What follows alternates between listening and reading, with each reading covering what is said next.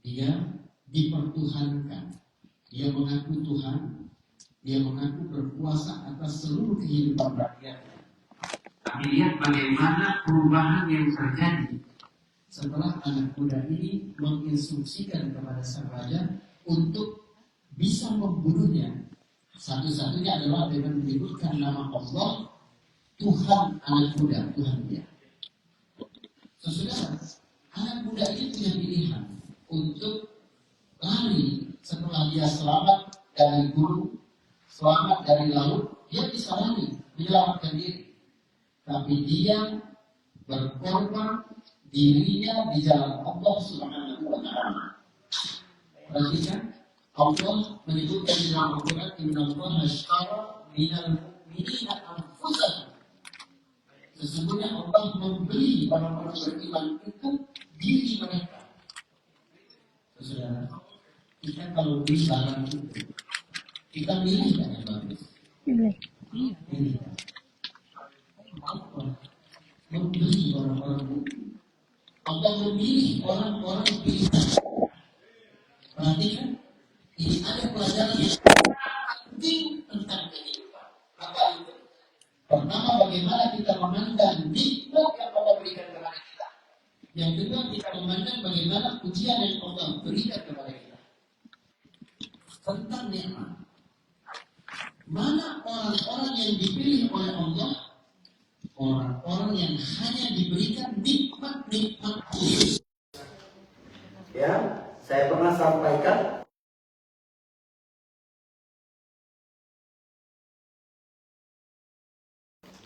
standarnya sangat simpel. Apa?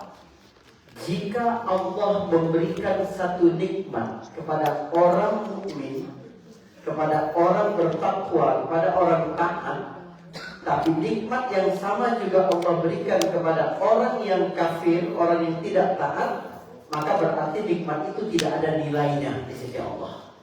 Paham? Allah memberikan harta kepada Nabi Sulaiman, tapi Allah juga memberikan harta kepada Qarun. Berarti harta bukan tanda Allah sayang, bukan tanda Allah memilih seorang hamba. Buktinya Allah berikan kepada Nabi Sulaiman, tapi Allah juga berikan kepada Qarun. Bukan tanda Allah sayang. Kamu bukan berarti kamu pilihan Allah ketika kamu punya harta. Allah memberikan jabatan, memberikan kekuasaan kepada Nabi Daud alaihissalam, kepada Nabi Yusuf alaihissalam. Tapi Allah juga beri kekuasaan kepada Fir'aun. Allah juga beri kekuasaan kepada Namrud. Berarti kekuasaan bukan berarti Allah memilihmu, bukan.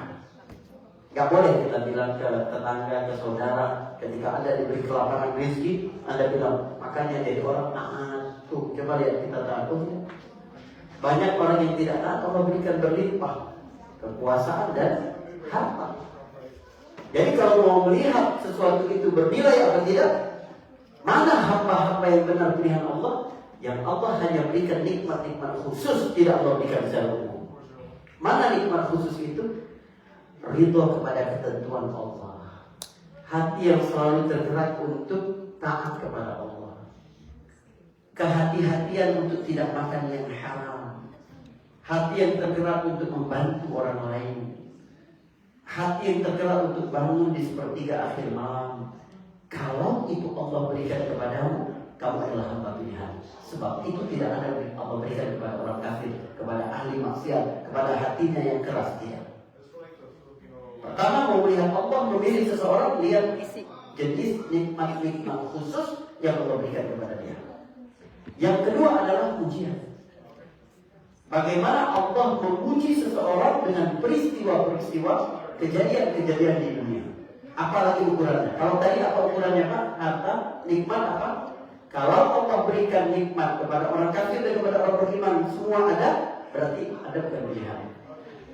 Kalau ujian, hukumnya begini, rumusnya begini. Apapun yang datang dalam hidupmu, walaupun semua manusia melihat itu sebagai anugerah, tapi jika itu membuatmu lebih jauh dari Allah, walaupun satu langkah, maka itu musibah. Sebaliknya apapun yang datang dalam hidupmu, walaupun semua mata memandang itu sebagai ujian, sebagai musibah, tapi dia membuatmu lebih dekat kepada Allah walaupun selangkah, maka itu anugerah. Allah berikan engkau bisnis yang maju sekali. Orang lihat, wah beruntung sekali fulan dapat nikmat dari Allah.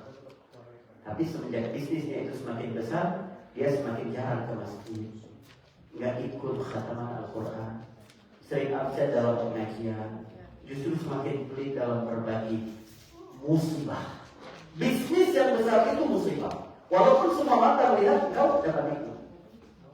Lihat karir seseorang naik, jabatannya terus semakin tinggi, tapi itu membuatnya semakin jauh dari Allah, membuat dia semakin tidak takut mengambil harta yang haram, membuat dia semakin menzalimi orang lain, maka itu musibah. Walaupun semua orang melihat itu sebagai nikmat. Sebaliknya, seseorang diberikan sakit oleh Allah, tapi sakit itu justru membuat dia lebih bertawakal kepada Allah, diampuni dosanya, lebih ringan dia melakukan ketaatan, lebih sering dia mendengar kajian-kajian walaupun melalui online. Maka sakit itu pada hakikatnya adalah anugerah, walaupun semua mata melihatnya musibah. Seorang kehilangan anak, seorang yang bangkrut dari usahanya, seseorang yang rusak jalan rezekinya, membuat dia lebih dekat kepada Allah, maka itu adalah nikmat walaupun semua mata melihatnya sebagai musibah. Ghulam ini, anak muda ini datang kepada saudaranya. Dia tidak memilih pergi, dia tidak pilihan pergi, lari dia. Sudah tahu ada ini bagian buruk, tidak. Karena yang paling penting baginya adalah dia menjual dirinya kepada Allah. Kamu sebutkan nama Allah, Bismillahirrahmanirrahim, dengan nama Allah Tuhan pemuda ini. Kamu letakkan anak panahmu dan pas kena perintisnya, pemuda itu punya. Semua orang yang menyaksikan itu berkata, amanna bi rabbil ghulam. Kami beriman dengan Tuhan anak muda ini. Kalimat yang sama, raja berkata bismillahi rabbil ghulam, semua masyarakat berkata amanna bi rabbil ghulam. Saudara, seringkali keberanian untuk menyebut nama Allah secara terbuka di masyarakat tertentu adalah ujian tersendiri. Ini pertama. Sang pemuda tahu bahwa menyebut Rabbul Ghulam secara publik akan membangkitkan hati rakyat pada kemerdekaan yang sebenarnya adalah kemerdekaan tauhid. Jadi keberanian satu jiwa itu menjadi jalan kebangkitan umat. Ini harus kita perhatikan. Dalam realitas diaspora, banyak muslim mungkin menyembunyikan iman karena tekanan sosial, takut dicap ekstrim atau dianggap berbeda. Namun ketika kebenaran ditegakkan dengan ketulusan dan keberanian, justru itu membangunkan hati manusia. Itu amal besar sekali di sisi Allah Subhanahu wa Ta'ala. Lalu kemudian datang seseorang, pejabat raja itu datang kepada sang raja dan berkata, "Ara'aita ma kunta tahdzar qad amana an-nas." Kamu udah lihat belum? Akhirnya apa yang engkau khawatirkan wahai baginda terjadi. Semua orang justru beriman kepada Tuhan anak muda itu. Sudah, bukan rakyat yang takut pada kekuasaan, tapi kekuasaanlah yang takut pada iman yang jujur. Di banyak negara, umat Islam yang memegang prinsip istiqamah di atas agama mereka seringkali dianggap berbahaya, bukan karena senjata, bukan. Tapi apa? Tapi karena mereka tidak bisa dikendalikan oleh kekuasaan. Mereka tidak bisa dikendalikan oleh dunia. Perhatikan. Para pemegang kepentingan sering memusuhi orang Islam yang istiqamah dengan ajaran mereka, bukan berbahaya karena mereka bawa senjata. Banyak sekali, ya, kriminalisasi umat Islam dengan nama pemberantasan teroris, ekstremisme, radikalisme yang sebenarnya rekayasa. Tapi yang mereka takutkan sebenarnya apa? Mereka tidak bisa dikendalikan oleh kekuasaan. Sebab pesan pertama dari tauhid adalah dia memerdekakan rasa bergantung kita kepada apapun selain Allah Subhanahu wa Ta'ala. Akhirnya kata raja, enggak apa-apa, kita buat parit, lalu bakar. Kumpulkan kayu bakar di situ, bakar dalam balik, lalu setiap orang ditanya satu persatu, kamu mau kembali ke agamamu lagi, ke keyakinanmu kembali? Kalau tidak, dimasukkan ke dalam api. Semuanya ditanya satu persatu dan masuk ke sini. Sampai datang, coba lihat hadis. Ja'at imra'atun wa ma'aha sabiyyun. Sampai datang seorang perempuan, di tangannya ada bayi yang sedang dia gendong. Fataqa'asat an taqa'a fiha. Dalam hadis gitu.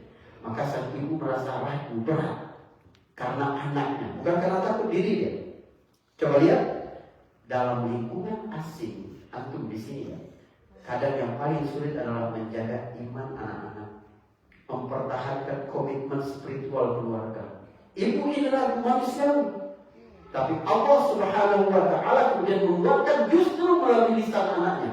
Bayi yang sedang ada dalam pangkuannya itu, gendongannya itu berkata, ya umma isbiri fa innaki ala haqq. Ibu sabar karena engkau berada di dalam kebenaran. Perhatikan. Apa nasihat anak tadi bilang ke ibunya? Sabar karena engkau berada di dalam kebenaran. Apa pelajaran yang kita ambil? Sabar itu bukan menyerah. Paham? Di dalam Al-Quran banyak sekali ayat tentang jihad digandengkan dengan ayat tentang sabar. Ya ayyuhalladzina amanu isbiru wasabiru warabitu. Jadi sabar itu aktif. Sabar itu bukan pasif, bukan menyerah. Ya, saya pernah berikan contoh. Saya bangunkan anak saya subuh. Anak saya bilang, sabar Pak. Kalau sabar bangun. Kalau kamu nggak bangun nggak sabar. Paham nggak?